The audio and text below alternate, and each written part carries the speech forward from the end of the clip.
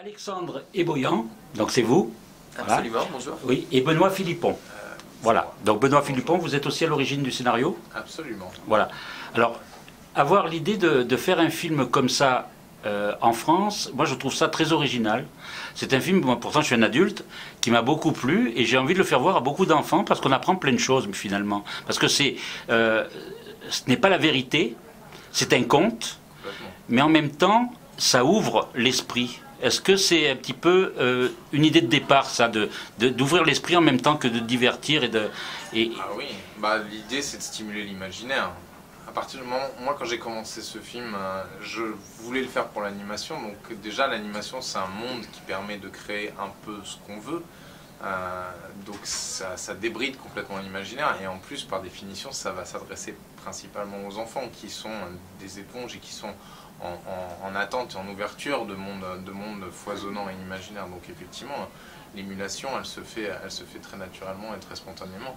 Mais ça pour le coup que ce soit français ou international, qu'importe, nous on avait très envie de créer un monde et on était très stimulés par toutes les idées qu'on avait et on voulait les nourrir, les enrichir et les apporter à un public le plus large et international possible. Alors, il y a un mélange de différents univers dans ce film. Alors, est-ce que c'est vos formations différentes que vous avez eues, chacun, ou c'est simplement pour justement montrer les différents univers du film? C'est-à-dire que vous entendez par différence d'univers, le jour, la nuit Oui, voilà, mais en même temps aussi graphiquement. Oui, ça c'est notre culture de l'animation.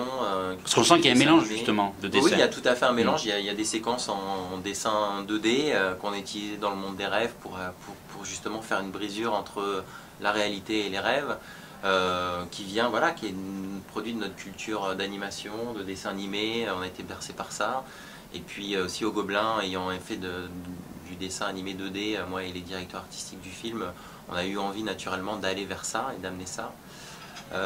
Il y avait aussi vraiment une volonté pour nous de retrouver l'émerveillement des yeux d'enfant. C'est-à-dire que quand on a conçu le film avec Benoît, on a essayé de trouver une mécanique qui aille dans le sens où les enfants puissent s'émerveiller en sortant de la salle de cinéma en se disant « Regarde maman, il y a la lune dans le ciel, il y a le temple de la lune qui doit passer pas très loin ». Il y a toujours cette volonté de mêler en quelque sorte le réel et l'imaginaire. Et je pense que c'est ça qui fait aujourd'hui que ça stimule autant les enfants. Parce qu'en fait, c'est une sorte d'ouverture entre deux mondes, entre le monde de l'imaginaire et notre réel. Et en même temps, justement, par rapport à ce que vous venez de dire, dans le film, beaucoup de personnages ont les yeux grands ouverts. Et c'est un peu comme le spectateur, parce que même moi, je me suis dit, c'est magique. Et pourtant, en étant adulte, je me suis dit, voilà, je rentre dans un monde magique, je m'émerveille. Et je pense que les enfants, ça va être encore multiplié par 10 peut-être, ça. Est-ce que vous avez fait déjà des projections de test avec les enfants? Oui, on a fait beaucoup de projections. Oui. Le film est sorti déjà dans pas mal de pays. On a suivi le film déjà pas mal à l'international. Et c'est ça qui est fascinant, c'est de voir que quand on a projeté le film à New York ou à Hanoï, au Vietnam, on a les mêmes réactions. C'est-à-dire que les enfants, qu'importe la culture, ils rentrent dans un monde qui n'a pas de code. Donc ils le découvrent avec la pureté du regard de l'enfant. Et effectivement, l'émerveillement, il fonctionne à 400%. Alors c'est vrai qu'il y a des personnages, et typiquement Mune, qui est le héros, et donc le personnage vers lequel on va s'identifier, il n'est qu'émerveillement. Lui, d'ailleurs, c'est un petit être pur de la forêt, et il est fasciné par la lune, et c'est pour ça qu'il est choisi au début. Alors c'est sa naïveté qui va créer le premier problème, mais c'est sa pureté qui va en faire aussi sa force. Et c'est un peu la valeur qu'on essaye de véhiculer dans le film, et qui du coup suscite cet émerveillement. En même temps, c'est très métaphorique tout ça. Le fait que Cyr s'appelle Cyr, on joue complètement là-dessus. Vous jouez sur la métaphore. Et justement, c'est un langage enfantin qui parle absolument aux enfants. Une fille de cire qui fond quand elle sort au soleil, c'est quelque chose qu'ils comprennent tout de suite, qui fait partie qu'ils peuvent tout de suite intégrer. Donc je pense que c'est pour ça que le film stimule autant les enfants, et on a souvent, suite à la projection du film, les parents qui viennent nous voir en nous montrant, regardez mes enfants ce qu'ils ont fait sur votre film, plein de dessins d'enfants, de cire, de Mune, des personnages, de la lune, du temple de la lune. Enfin, il y a une vraie stimulation des enfants qui ont envie de rentrer dans cet univers.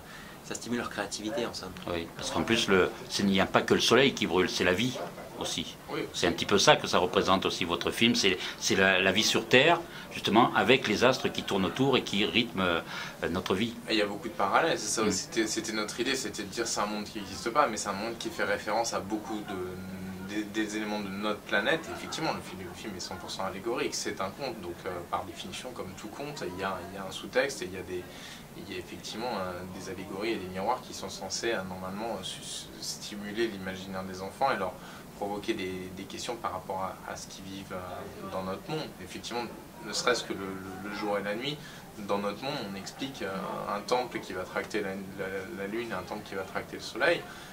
On aime bien l'idée de se dire que maintenant, les enfants, quand ils vont voir la lune, ils vont se dire c'est le temple de la lune, c'est Mun. Et tout ce que ça peut provoquer comme question derrière.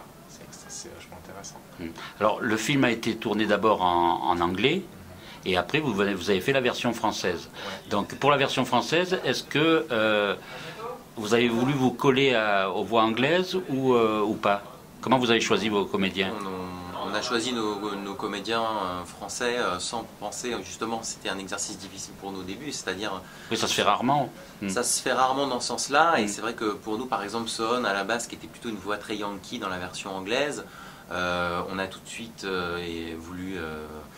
travailler avec Omar et on a eu cette chance-là, on a envoyé le film à Omar qui a adoré les petits tests qu'on lui a envoyés, il a accepté de faire le film, mais Omar c'était vraiment la personnalité solaire de Sohn, ça correspondait parfaitement, mais la voix est très différente de la version anglaise. Et c'était comme ça un peu sur toutes les voix. Isia aussi, au début, était surprise qu'on l'ait choisi, parce que quand on a entendu la voix anglaise de Cyr, elle était quand même assez différente de sa proposition de voix à elle. Mais en même temps, c'est pas ça on cherchait pas à répliquer l'anglais, on voulait vraiment refaire un travail avec les acteurs français de création de voix. Et Michael Gregorio, comment vous l'avez... parce que c'est vrai que c'est quelqu'un qui a des voix multiples, oui. Donc comment on arrive à faire travailler justement un comédien comme ça? Il est descendu de la lune, il est arrivé, on a dit, lui... Il avait une échelle? Exactement. Non, mais c'est Hervé Ray, c'était notre directeur artistique sur les voix qui nous a proposé Michael, on n'y avait pas pensé. Et on s'est dit, on a senti une énorme douceur dans ce qu'il faisait, dans ce qu'il faisait dans ses spectacles. On a aussi vu pas mal d'interviews de lui sur YouTube pour le voir parler, voir sa personnalité de personne réelle. Et on a été très touchés par sa douceur.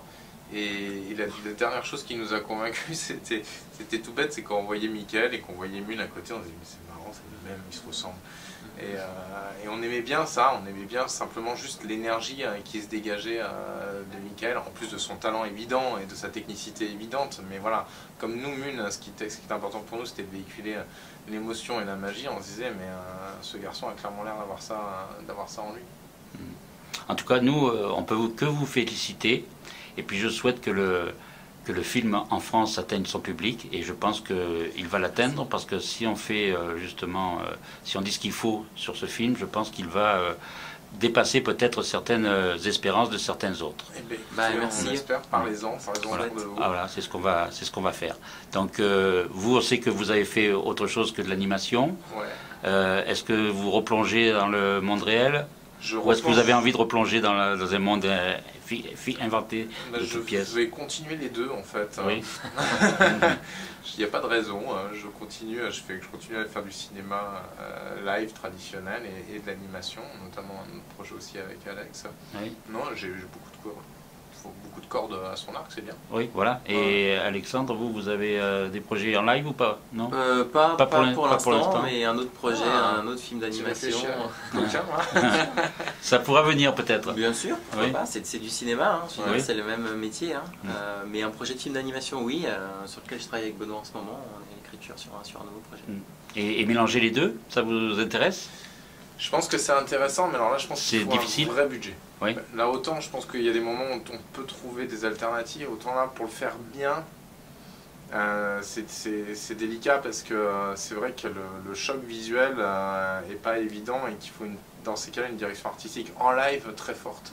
Et je pense que pour l'instant, il y a des choses qui peuvent se faire, qui se font, mais là, il y a un budget costaud derrière. D'accord. Je ne m'y attaquerai pas tout de suite, mais sur le principe, ouais. En tout cas, nous, on vous remercie pour ce film. Donc, les parents peuvent emmener, ou les enfants peuvent emmener les parents voir ce film. Aussi, aussi, parce que comme ça, notre imaginaire va continuer à vivre et survivre. Donc, c'est important aujourd'hui. On avait cette belle phrase d'un spectateur, d'un petit enfant qui venait de voir le film et qui disait, de toute façon, moi, je vais le revoir quand il sortira. Et si ma maman ne veut pas le voir, j'utiliserai mon propre argent de poche et j'irai le voir quand même. Voilà. Bon, ok, super ambassadeur. Et oui. Alors, le film sort le 14 octobre. C'est ça. Merci beaucoup, Benoît. Merci beaucoup, Alexandre. Merci à vous.